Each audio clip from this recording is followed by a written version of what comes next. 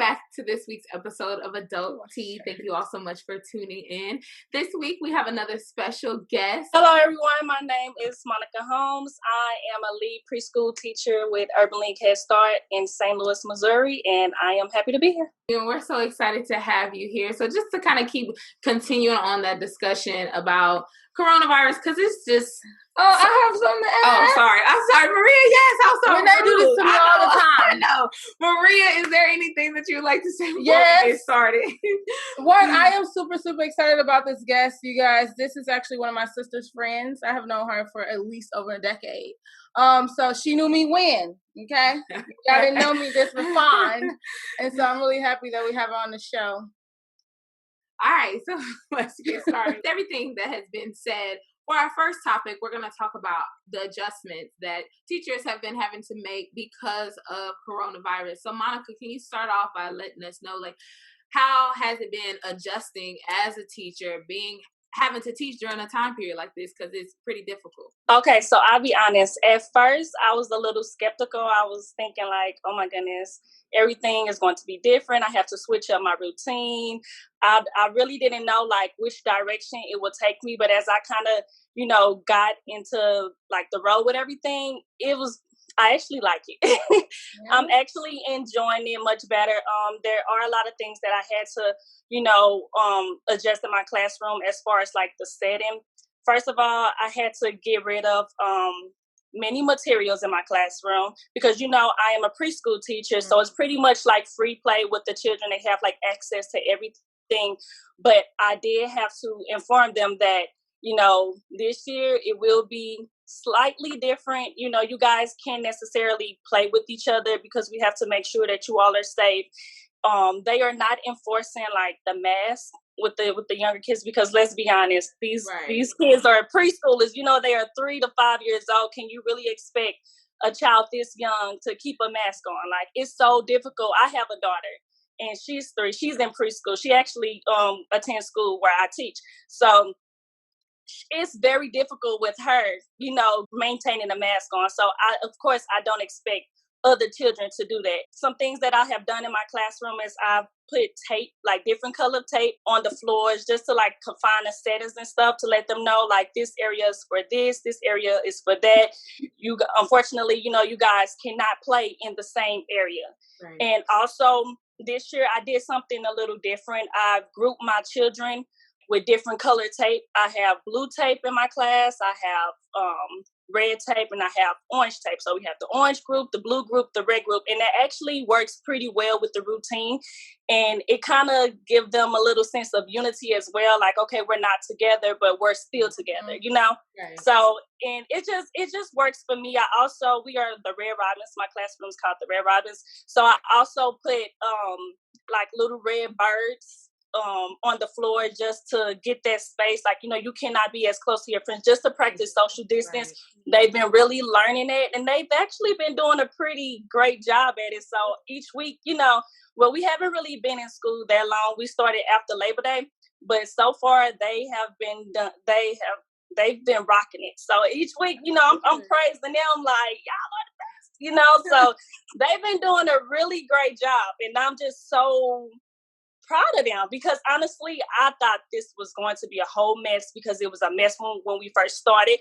No one really knew exactly what to expect. The kids didn't really understand, but then that's when I feel like the teachers really have to break it down at a level in which they will understand. Like, you have to get on their level. And that's pretty much what I did.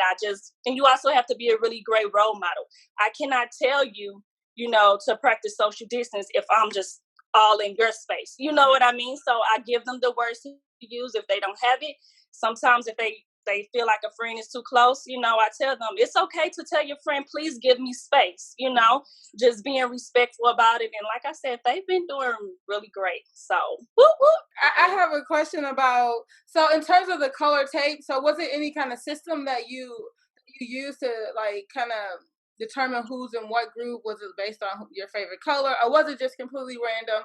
And it's like, oh, you're in this group, you're in that group. Okay, so if I'm being completely honest, the tape was really random. I just had to work with what I had. Originally, I was given just blue tape, but I'm like, I like to have I like my class to be organized. I don't want it to look all tacky and, have this color tape, this color, like, I don't know. I just wanted it to be very, organized. And then I'm like, okay, I'm going to put the kids in group this year and I'm going to base them off of where they are academically. Mm-hmm. Although they are preschoolers, still look at how they are performing academically. Like, well, you always have the low, the middle, and the high group, in the classroom. The orange group is the high group.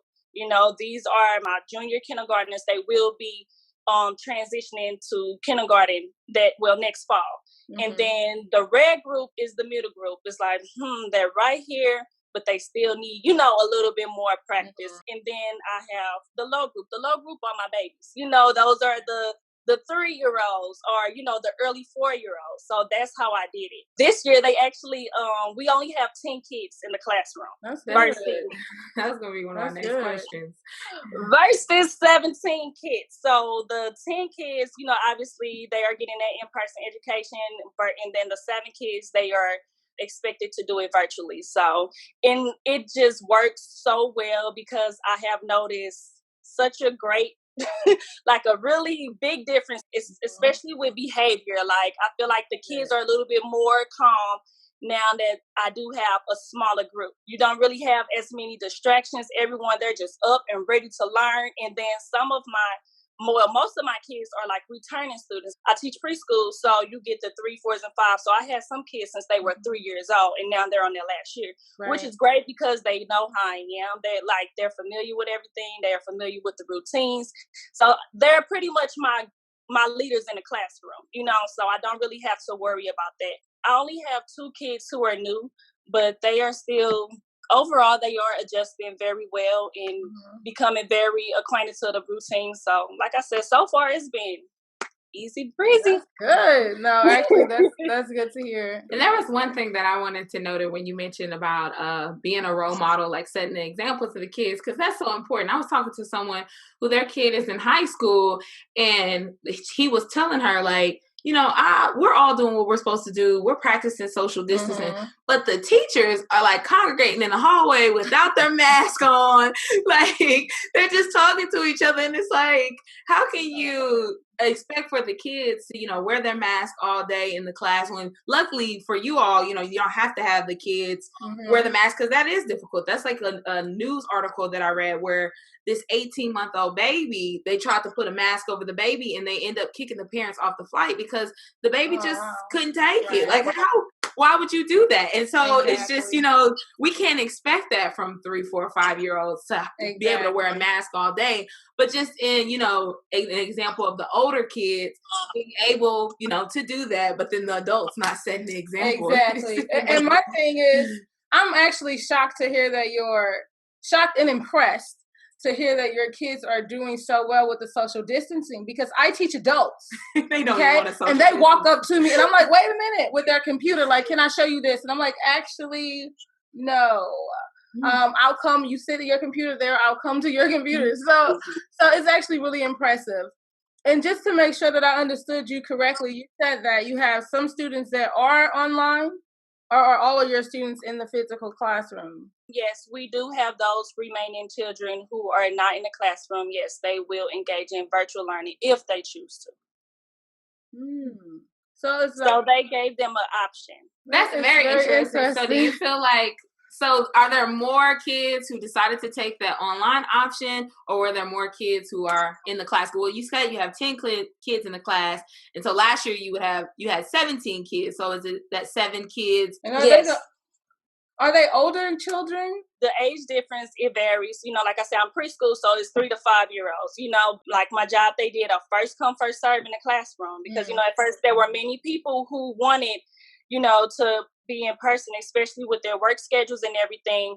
But then you have some parents who are just very like, no, my child is not going to school. I'm not risking it. And then that's how we came up with the group that will be in person and that will be online. Now, it is difficult and pretty confusing because I was thinking, like, how am I supposed to be in the classroom, all day long, and then you guys are expecting me to, engage the kids who are virtually learning. I'm just like, this is too much. Like, but then I guess that's the benefit of having a teacher assistant. She pretty much kind of incorporate the virtual learning while I take care of the kids in the classroom. I like that. That's good. Let's say, that's a good segue into our next topic to kind of dive deep into the curriculum. Like, how has it been making those changes and adjustments to curriculum? Because as you mentioned, like, you know, you thought like, oh, how am I going to be able to do this virtual learning and then also do in-person learning as well? So that's good you have an assistant. But what other like curriculum adjustments have you had to make, and how has that experience been for you? Because I wasn't educated. Well, I'm still educator. But I taught middle school students, whatever. And for me, I left the classroom last year. So like this being a second school year where I would be out of the classroom, I was just like, man, I cannot imagine having, like, I do online instruction, so I was like, that part would be okay, but having to do online and in person, and it just seemed like a lot to keep up with. And so I'm like, I'm glad I dodged that bullet in that regard. So yeah, so how has it been with the curriculum adjustment and everything related to being virtual and in person? And I guess I'm just wondering if you're still teaching everything that you would teach if this is a traditional school year, because I know some people that have had to like skip chapters and stuff like that because they don't think that they can teach everything given the constraints.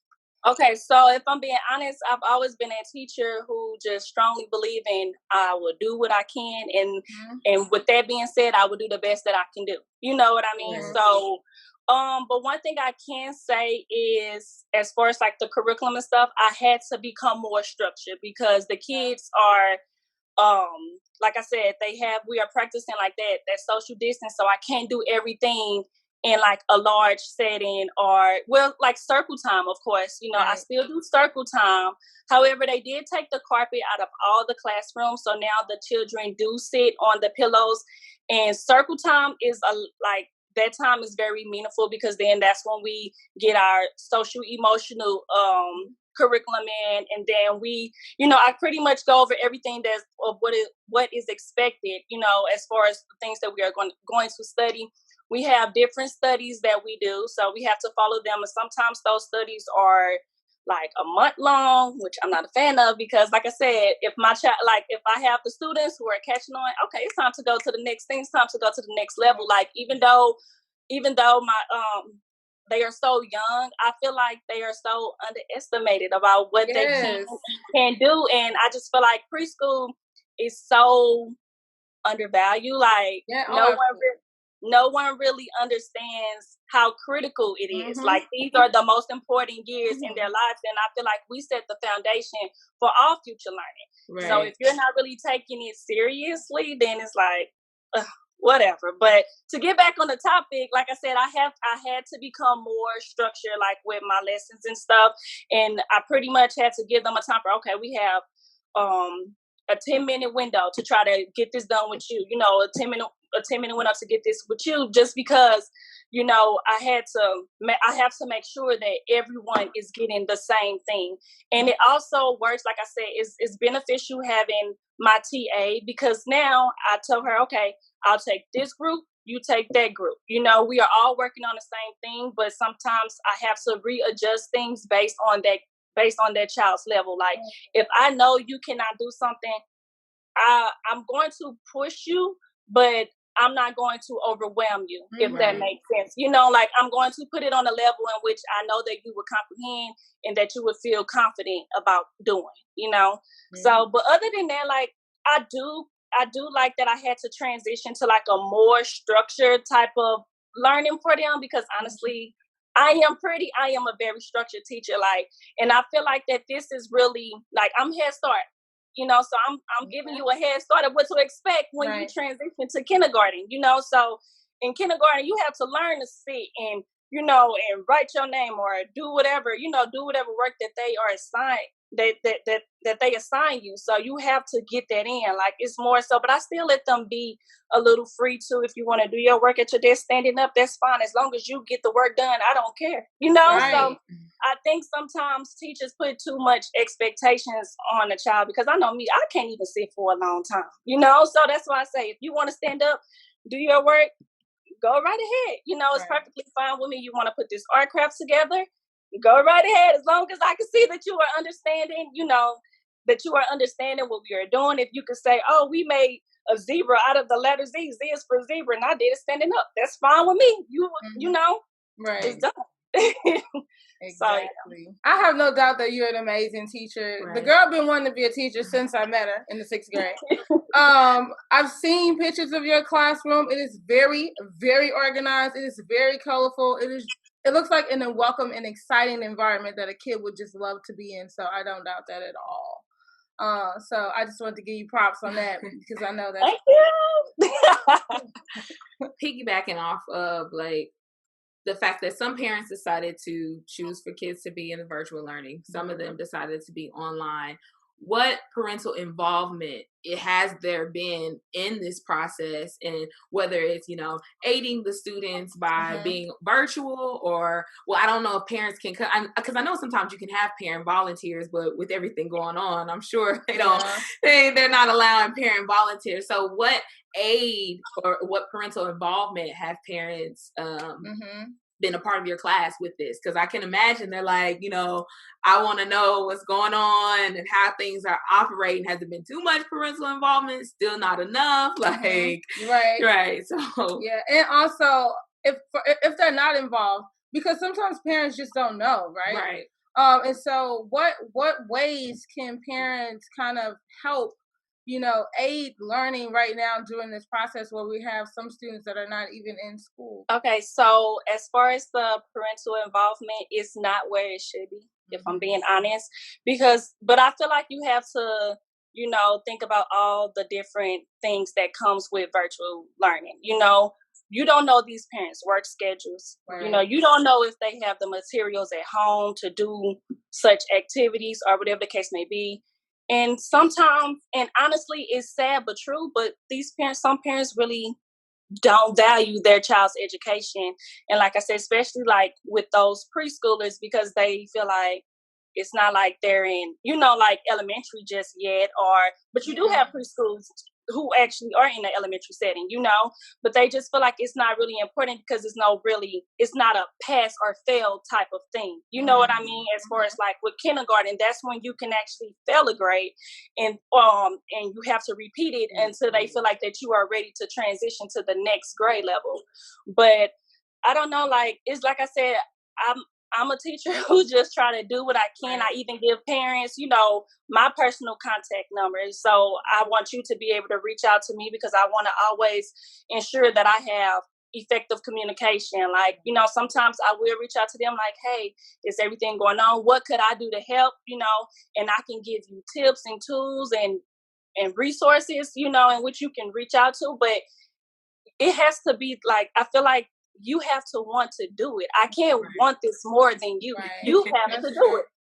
You have to want to do it. You have to believe that this is important enough for me to do it. Because honestly, if something is a priority in your life, you're going to make sure you do whatever it is, to just be reminded like, oh my goodness, I have to do this for him. I have to make sure I'm doing that.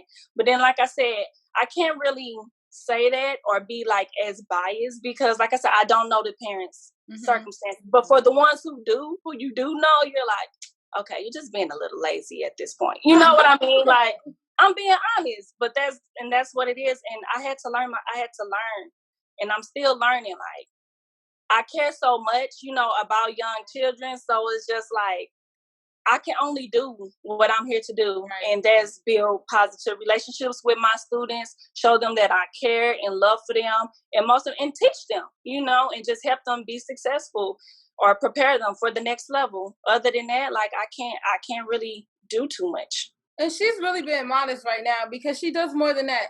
She actually has a YouTube channel that has some content on there just about projects and things that you can do with your kid to aid your child development. And also at one point this year, she was actually creating learning boards for parents that wanted those for their kids. So this isn't someone that's just talking and saying this because it sounds good. This is someone that actually puts in the work to try to help parents be successful in making sure that their child is developing and academically anyway, the developmental process. Also, one of the key things that you said that I don't think parents take into consideration is that these are critical periods. Age 1 through 5 is so vital. I swear, it's the most important. And then people don't realize that Head Start and pre-K did not always exist. This did not always exist. This was a program that was funded because when research was done, they noticed that, oh my God, students from low-income communities, students that are, Black students, right. They're, for some reason, they have these large gaps when they're coming into kindergarten. Right. How can we fix that? Oh, let's create a pre-K program. So yes, it is important, right. and you should be invested in your kids' learning. I completely agree. I don't know how we get some parents there to see that those years are like not only important, but like are the most critical. Because what's most important about that age group is that their brain is growing the fastest that your brain grows your whole life. Like literally 1 through 5, their brain is, those neurons are connecting at so many of the extreme levels. So that's why like people like to like very quick. So they like to get their kids exposed to various languages, different things like that, because it's so vital and it's so crucial. And so that's commendable to you for making those aids for parents, for them to be able to see that. Maria, she showed me the boards. I was like, oh, these look really nice. Like, so, I'm thinking that with it being how life is right now, kids, were out of school for probably like 6 months, it seemed like, because March hit, kids were out of school, and then kids are just now coming back to school in September. So that was a long time. So it was just, my assumption that parents would be on it, because they're like, I'm ready for my kids to go somewhere. So, and not only go somewhere, I want them to learn now, because there were so many parents like, oh, now I see what the teachers are going through. Now I see like my kid isn't learning what they need to. So I thought maybe, parents will be more involved. So it is kind of like disheartening to hear someone say like, it's not where it needs to be still. It's scary. Especially since we know like what they call the summer lax or whatever. Right, like all the learning that students forget during the summer. And so it's like, bro, we had like a super summer. So kids have forgotten a lot. So you would think that the parent, and we talked about this before on our show, let's just blame everybody, because people say it's teachers, it's parents, it's students. Let's just blame everybody. Right. And then let's come up with a solution and where we all are helping. So I would think that the parents would be like, what do you need? What should I do? Hitting the teachers up. Exactly. Should I do this, that? So it's just very, very disheartening to hear that that's not the case. Okay. And I'll pan back over to you. I definitely agree with everything that you guys are saying. And thank you for reminding me that I did have a YouTube channel. and I did those boards. I don't know how I let that go over my head. But anyways, but I definitely agree with everything that you two just said. You definitely have to, you have to become invested. Like I feel like if you can put the time and energy into everything else, then you definitely can put that same time and energy or effort, whatever, into your child. And most importantly, anything that your child is learning at school, you always need to make sure that you are reinforcing it at home, especially with them being so young. It's because they can just forget things. They get it at school, but then as soon as they go home, wipe out. Because just like this year, I mean, the school year just pretty much began for me, but I can just see it now. As a teacher, you just automatically know, oh, she didn't forgot this, she forgot that, she forgot. Before summer hit, like, oh my goodness, I had students who were writing their first and last name, who were spelling their name, identifying more letters and numbers, the basics of in which they are supposed to learn in preschool. Right. Come back, they knew their colors, they could spell them and everything, and then they come back, they like, and then I'm just like, you guys forgot everything I told you. That's how you gonna do me, But I joke with them like that.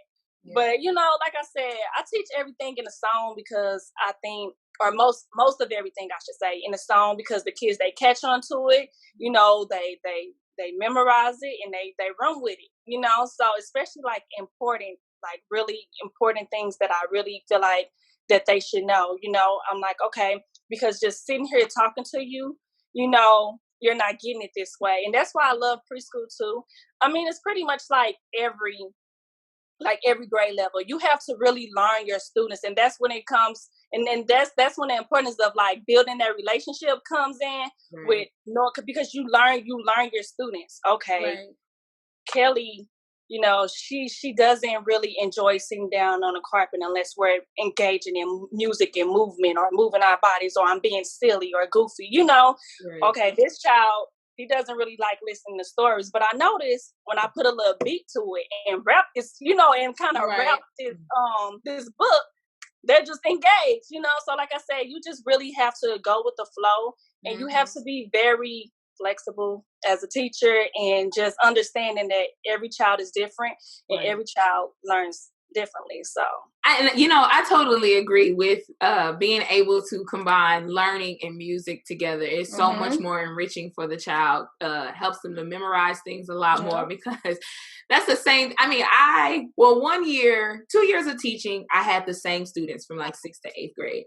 And then I was just like, oh, I don't really want to do that anymore. So I just only had 8th graders. But still in the midst of that, it's just like, man, I didn't learn this last year. Like, how can I? But, you know, you have to just like you said, you have to just go with the flow. You like, you know what? Okay, you all don't remember this stuff, or you didn't learn this. So now I just have to roll with the punches and kind of keep going, because then it's just like, you know, who knows what's going on in the summertime, like how they had the super summer. So it's like nobody is reiterating this information, you know, trying to help them learn it more, or putting them in camps. And that was the other thing. It was so many camps that were closed. So usually that's a supplement for kids to keep learning. And even that was not an option. So it's just been a very interesting time and an interesting year. Maria, is there anything that you would like to add? Just thanks for coming, like Renee said. And if you could, for the parents that may be listening, go ahead and share your YouTube channel. So you all can follow my daughter and I on YouTube at MoCo Chronicles. MoCo Chronicles. People, please. You know they love. So yes, please follow us if you can. Subscribe is free, and we have been slacking a little bit just because, you know, school and everything.